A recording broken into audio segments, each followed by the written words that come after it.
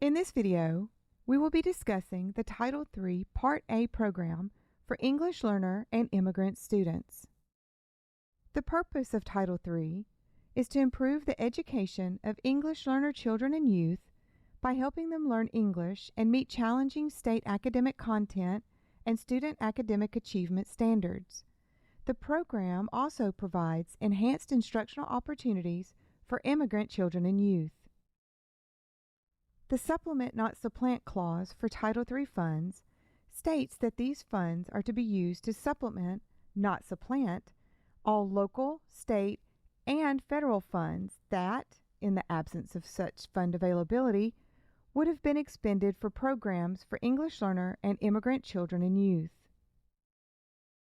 When determining whether the use of Title III funds might constitute a supplanting violation, consider using the ACRE acronym.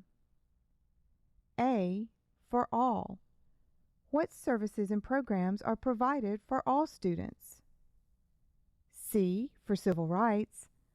What is the district doing to fulfill its civil rights requirements? R for regulations.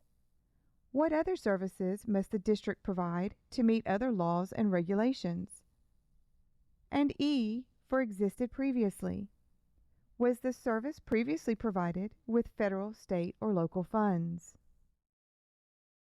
For funded districts, there are 3 required uses of Title III funds. Funds must be expended to support and improve high-quality language education programs, professional development, and parent, family, and community engagement. The required use of funds section must be completed in EGAP and is found in the Title III application details page. Districts receiving a Title III allocation are required to allocate funds into all 3 categories in order to submit their application. Allowable use areas for Title III funds can be found in Section 3115 Part D in ESSA and include upgrading instructional strategies, upgrading materials and software, tutoring, coordination with other programs, improving proficiency and academic achievement, increasing community, parent, and family participation, technology, and early college or dual enrollment programs. Examples of Title III expenditures include salaries for tutors, supplemental services such as after-school tutoring, supplemental instructional software or materials, training for parents, and professional development.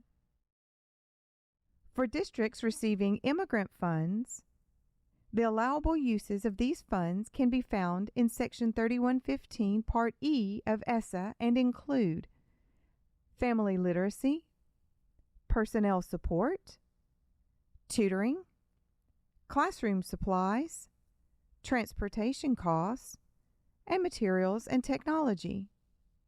It is important to note that immigrant fund expenditures must be clearly identified in a district's Title III budget in EGAP.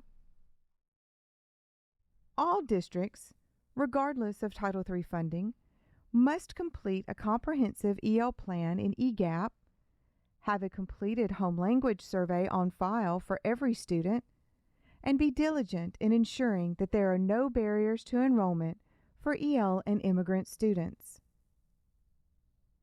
Funding considerations for Title III are based on EL and immigrant student counts, including an option to participate in a consortium, which is completed through an intent to apply process.